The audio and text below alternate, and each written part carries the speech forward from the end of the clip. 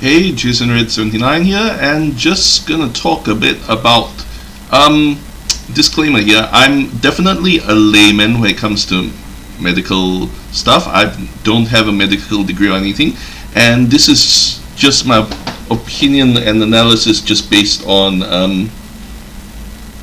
what my educated guess towards what's going on. Anyhow, I was taking a look at the reports from if you want to know about Omicron, you would probably want to look at what's going on in South Africa, because that's where it's been going on the longest. And so far, hospitalization rates are up. Omicron's taken over from Delta as the most prevalent strain. It's already like 74% of the cases detected are Omicron, so you can tell it's like really infectious, because in this short space of time it's already like massively overtaken Delta. It's not only caught up, it's overtaken it. And you know, Delta had a massive head start. On the other hand though, so far, and this is according to the South African doctors, they say so far no one has died from Omicron, which you know, since people are dying at the moment, I guess they must be dying from Delta or the standard strain. But yeah, I'm gonna take that with a pinch of salt. Oh, but the other thing is that this article says that well, it mentions several key things about their Omicron patients so far, the people who've been detected and sent home, and the people who are in their hospitals. They say they are tired, they have like flu symptoms, but they haven't lost their sense of taste, smell, and more importantly, their oxygen levels haven't dropped. Yeah, frankly, I don't really care if I temporarily lose my sense of taste or smell temporarily. But yeah, oxygen levels in COVID. Again, this is my layman impression, but from my non-medical doctor point of view, oxygen levels are probably pretty important. Yeah. It's, and I suspect that, I don't have a medical degree, but I suspect that oxygen levels will have a great impact on how severe your COVID is, or whether it actually kills your stuff. Okay, I'm just joking. I'm even as a non-doctor, I'm pretty sure that oxygen levels are very important. Yeah. How important they are, I just say very important. I would there probably are other factors other than oxygen levels, but yeah. The fact that they've brought in all these patients, all these cases, and again, they might be mistaken, but according to the South Africa side, so far, they say their Omicron cases have not experienced a drop in oxygen level. Well, that's from the articles that I read so far. So again, I haven't confirmed. I haven't seen any actual medical journals or medical reports, but this is what they're saying. So I mean, I don't know. To me, is COVID that doesn't drop your oxygen levels even still COVID? It probably is, actually. Okay, that part you're going into the very important points, but I mean very technical terms which I don't understand as a non-doctor. But my point is that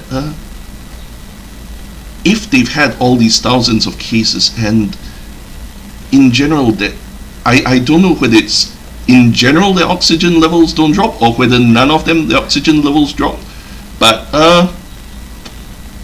oxygen, if this variant doesn't drop, tends not to drop, or, well, if this variant doesn't drop your oxygen levels, I mean, it doesn't cause you to have difficulty breathing or getting oxygen, I can easily connect that to why no one's died from it. You know what I mean?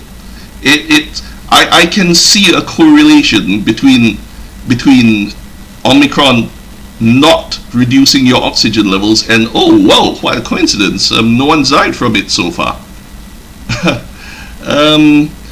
But again, this is preliminary data, and preliminary findings, and you never know what will the long-term effects of any of these COVID variants are, whether any problems will pop up like 6 months, 1 year, 2 years down the road. But for the time being, I'm really happy to read that, because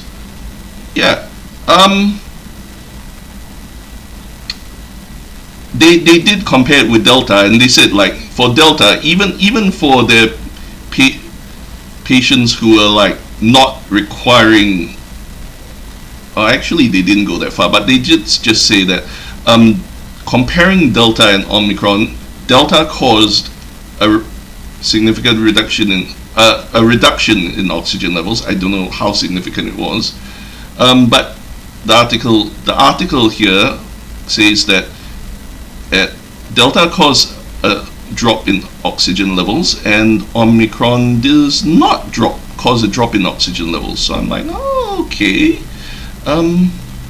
So yeah. Anyhow,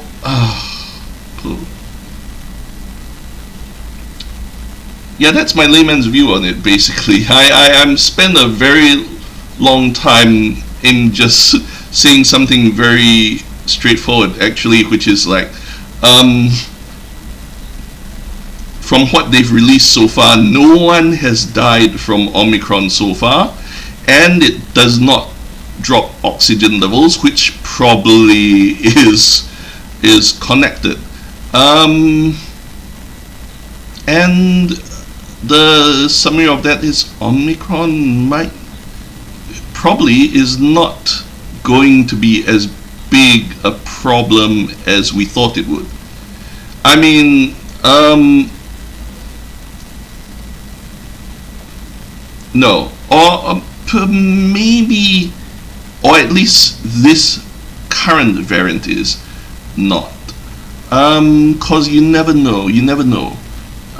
These things mutate. The fact that Omicron has mutated so much already makes me worry they'll mutate even further. And you never, I can't, no one can really guess what will happen if Omicron further mutates, whether the further mutations will reduce oxygen levels or not. But I'm saying, for now, this current version of Omicron, based on current data, seems to be not that bad. From reports, it's like the common thing that everyone experiences, the common thing that the common trait between people who catch Omicron is they feel very tired for a couple of days. And yeah, I mean, I don't want to feel tired for a couple of days and possibly have to spend the whole day in bed for 2 days, but overall, I find it comforting. The news so far comforting. We'll see what happens. We have to wait and see what happens in the future days, and we have to wait and see the official reports and what people say. But yeah, okay. Basically, it seems like for now you don't have to panic about Omicron. For now, probably, maybe. Anyhow, I've been looking up trying to look for news and reports on Omicron, and anyhow, it might be preliminary data that so far no deaths, and so far it looks like it doesn't reduce oxygen levels. That's of course, that sort of data and stuff is not it's not the final word, and it's not conclusive. That's what I was gonna say. It's not conclusive, but I was looking for reports on Omicron, and the data so far is I feel a lot better than if I went looking for news and I found like, hundreds of people have died from Omicron, or found things like, it's like people are hospitalized because they can't breathe and it reduces their oxygen levels. That would be very bad news. And the fact that it's the opposite, they say like so far it seems alright. So far, that it's not conclusive, but it's better than the alternative, which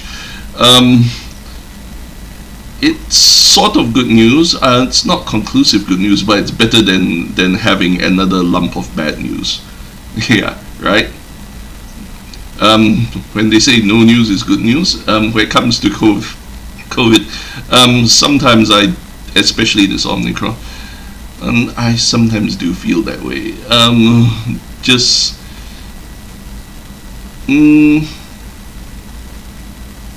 And of course, and yeah, one more reason I'm putting out this video there, I'm not going to get, honestly, my channel doesn't get much views. I don't get much traffic. So I'm just putting this out here, just, cause I don't even know. I just have an opinion, and I want to share my opinion. And whoever happens to tune in and agrees with me can reply in the comments. Or if you disagree with me, you can reply in the comments too. But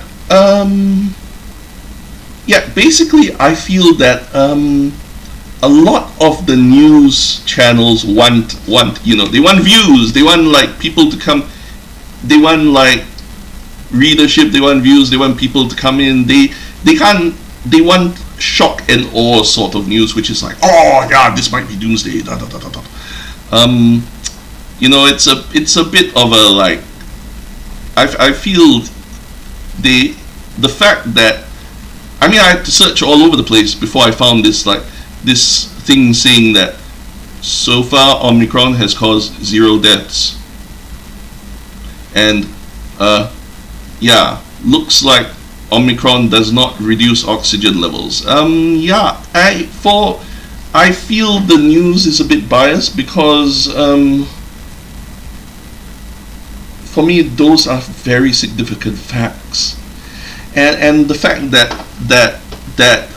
I feel that the general news media is like choosing to print the more sensational bits of news. If they were just to like blare out like, Omicron, it's like it makes you tired for a few days and then you're fine, and it doesn't even reduce your oxygen levels. It's like a bit like, we have no news. Okay, everyone can go ignore us again. So yeah, I feel that the media are being a bit like biased in what they release, because they want a bit to increase their viewership.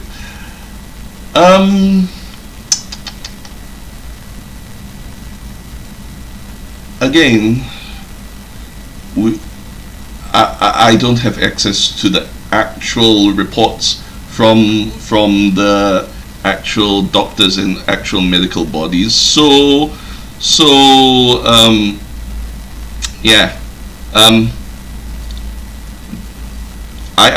my reliability is not that good. It's just based on what I read on the internet. Actually, come to think of it, that puts me all the way off, like near completely untrustable. Oh dear. Actually, I would appreciate it if any actual doctors who have access to this sort of info could reply to this is and clarify for me whether this information is true, especially in just basically if someone could clarify like number of deaths due to Omicron and whether this whole Omicron does not reduce oxygen levels. If any of you do have access to the proper records, medical data regarding this, please do share and let me and let the rest of us know, because it is in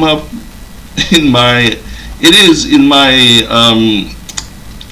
unmedical point of view very important to know. Rather than like going on so long about like I mean like whether it's 30 or 50 or how many spike proteins or how many, or whether the vaccines or I mean those are important in a way, but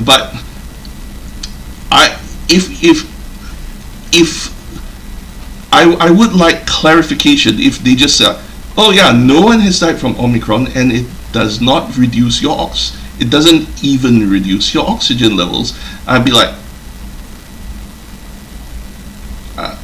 you know what I mean? If Omicron doesn't even reduce your oxygen levels, then I'm like, what's all the fuss? That's all the big fuss about then, right? I admittedly, everyone is working off data in progress, so no one actually knows what to focus on and what's the most concerning things. But that's the other thing. I'm hoping that this will draw more attention to these not findings, these claims, because at the moment they need to be verified before they actually turn. I would hope to draw attention to these claims that no one's died from Omicron and that Omicron does not even reduce your oxygen levels, because that's important information. I feel that the world has a right to know, and for it to be confirmed by not just the doctors in South Africa, because frankly the doctors in South Africa have motivation and incentive to, they're probably facing pressure from the government to downplay the severity of Omicron, so you have to take things with a pinch of salt. But yeah, I would love it if the WHO or America or whoever, or the UN or whoever, brought people in, poured over them medical data, and could confirm for us whether or not, whether like, really, whether there's zero deaths and no reduction on oxygen level. That's about it.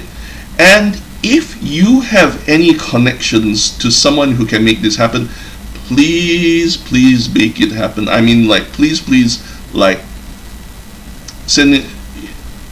Yeah, basically, we deserve to know. We deserve to know. It's like, we deserve to know whether Omicron actually does not reduce your oxygen levels. That's the key thing, actually, because I think like, even if it hadn't caused deaths so far, and anything that reduces your oxygen levels significantly is gonna kill some people, right? So I think we need to look further into whether Omicron reduces your oxygen levels, and that's about it. I feel that there needs to be more of a focus on this key point of, does Omicron reduce your oxygen levels? Hopefully some WHO or UN can, or whoever can, like, just go in and look over the data and confirm for us whether that's true or not. And again, even if they confirm it, it doesn't necessarily mean that there won't be a future mutation of Omicron that does affect your oxygen levels. But for now, if for now the data comes out that Omicron doesn't reduce your oxygen levels, at least that's a bit of a load, a bit less of a worry for all of us, right? Okay. I've gone on and on for over 20 minutes now, so that's it for now. Jason Red 79 signing off.